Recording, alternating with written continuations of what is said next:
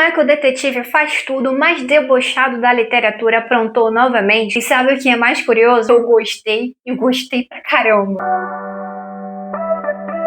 Olá pessoal, aqui é a Hannah e você está no Hannah e seus livros. Seja bem-vindo de volta ao meu canal. Se você viu o vídeo da minha TBR para julho e agosto, viu que o primeiro livro que inclusive apresentei era O Caso do Homem Morto no Fosso, que já era uma leitura que já estava adiantada e eu roubei um pouquinho nessa lista. Pois bem, eu terminei, acho que na mesma semana que eu gravei aquele vídeo, eu acabei finalizando o livro e hoje eu tô aqui para falar a minha opinião sobre ele para vocês. Essa história chegou aqui na minha estante já tinha um bom tempo, só que acabou ficando encalhada porque a editora só mandou o segundo volume e eu não tinha o primeiro, então até eu conseguir o primeiro volume demorou um pouquinho, mas pelo menos valeu a pena, porque eu consegui conhecer a história do começo.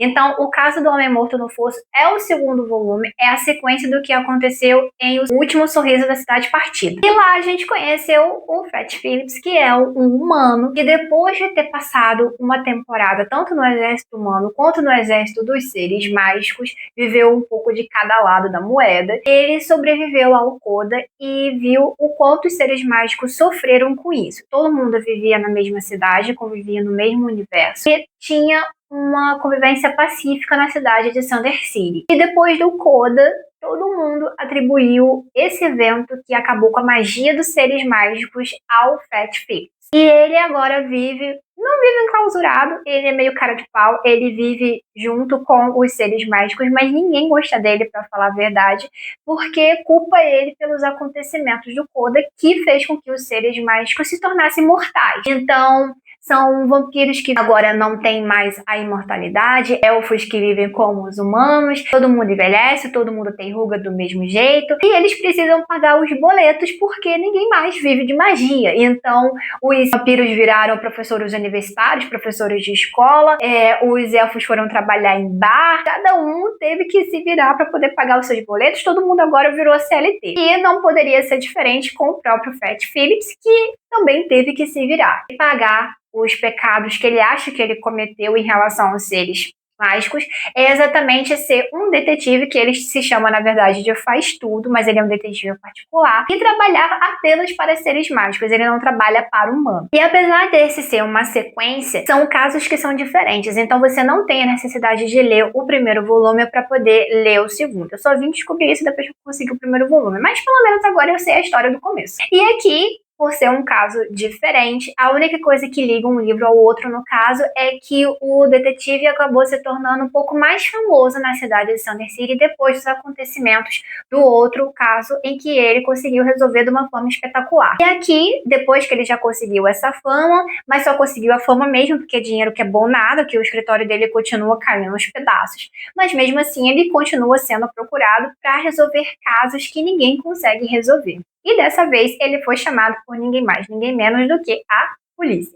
A inspetora Sims não consegue resolver um caso, nem sequer entender como é que um homem foi morrer no fosso. O fosso aqui em questão não é o fosso, é um lugar em que as pessoas de má índole acabam frequentando para fazer seus negócios escusos. É como se fosse uma boate, tem esquemas de lavagem de dinheiro, essas coisas. E esse homem foi morto lá. Só que a vítima, no caso, era uma pessoa que era recém-chegada na cidade. Era um comerciante que estava tentando fazer negócio, estava tentando estabelecer a empresa dele na cidade e estava tentando fazer suas alianças com outros comerciantes locais. Como que ele foi parar logo lá? E como é que ele foi morrer logo lá no fosso? É um mistério que, assim, não consegue resolver, não tem pista nenhuma, o legista não tem também muita ideia do que aconteceu e, principalmente, alguma coisa muito estranha aconteceu com que esse homem morreu, porque tudo indicaria que ele teria sido morto por uma magia. Só que o Coda, que foi o evento do outro livro, e nem é spoiler falar porque tá na sinopse, é um evento que de fato acabou com a magia da cidade. Então como é que alguém pode ser morto por magia se a magia não existe mais? Começa a rolar muitos burburinhos na cidade, porque se a magia voltou, então os seres mágicos que estavam todos CLT ia todo mundo deixar de trabalhar nessas coisas para todo mundo voltar a viver de magia. Será que realmente voltou? Será que não voltou? E o Fat Phillips é uma das pessoas mais céticas que tem na cidade. Obviamente que ele primeira pessoa a dizer que não, a magia não voltou e isso não passa de tecnologia e eu vou provar. E aí ele começa a investigar o caso do jeito dele, super atrapalhado, super debochado, de uma forma que eu sinceramente ainda não sei como é que ele consegue sair vivo das próprias confusões que ele arranja, mas é uma leitura que muito me surpreendeu. A narrativa é em primeira pessoa, então a gente vê tudo pelo ponto de vista do próprio Fat Phillips e a gente acompanha não só a investigação, mas também os dilemas dele. E eu achei muito interessante isso, porque como ele é uma pessoa que viu exatamente os dois lados da moeda, né? Ele participou tanto do exército humano quanto no exército mágico durante a guerra que teve, que foi o pré-Coda no caso, ele é uma pessoa que tem muitos arrependimentos, que ele tem muitos fantasmas ainda do passado, muitas feridas que ainda estão abertas pelas quais ele se arrepende. Então é um personagem que ele tem muitas camadas. Ele tem um deboche muito grande que faz parte da personalidade dele. Ele é bem sombrio, já que a narrativa, a cidade toda também tem todo aquele clima meio no ar, mas ao mesmo tempo você não consegue não gostar do Fat, porque é um personagem que você acaba se identificando com ele em algum momento. Quando você começa a perceber as coisas acontecendo dentro da cabeça dele, os dilemas dele. Aqui com o coitado do Fat, eu acho que se resolveria se ele tivesse de fato um amigo de verdade, se ele tivesse alguém para ele poder conversar, ou mesmo fazer terapia, alguma coisa assim. Mas como ele não tem, é uma pessoa solitária, e não só ele é solitário por si só, como a sociedade contribui para que ele seja mais solitário ainda, porque ninguém gosta dele.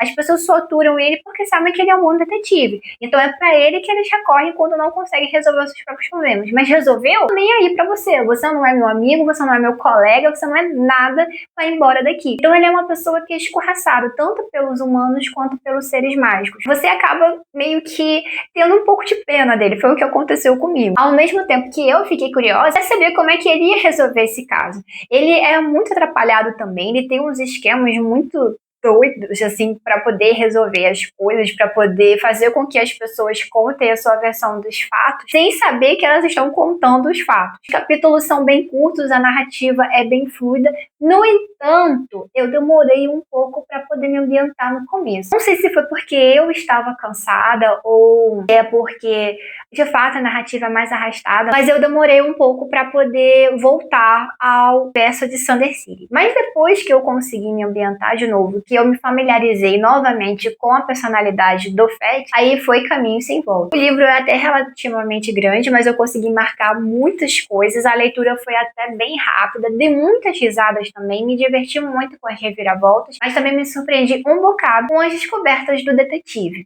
Isso porque, conforme ele vai investigando, ele percebe que, já começando pela própria Sims, como também qualquer outro aliado que ele tenta arranjar, ninguém é confiável nessa cidade. A começar pelo próprio Fat também, que apesar dele ter os dilemas dele, eu gostei dele, mas nem ele é muito confiável. Acho que talvez por isso as pessoas mantenham um pouco de distância dele, porque é como se ele fosse uma bomba relógio, prestes a explodir a qualquer momento. Isso se reflete na forma como ele investiga as coisas. Então, ninguém é confiável nessa história e você fica o tempo todo duvidando do que é real. O tempo todo eu também fiquei me perguntando se de fato o Fat estava certo em dizer que era tecnologia ou se realmente a magia tinha voltado para a cidade. Então são muitas perguntas que a gente vai se fazendo ao longo dos capítulos, sem contar com o próprio mistério em si do que teria acontecido com o bendito do homem que morreu no fosso, que também parece ser muito importante lá na frente. É um livro que traz uma trama muito cheia de reviravoltas e que na página seguinte a sua teoria pode cair por terra,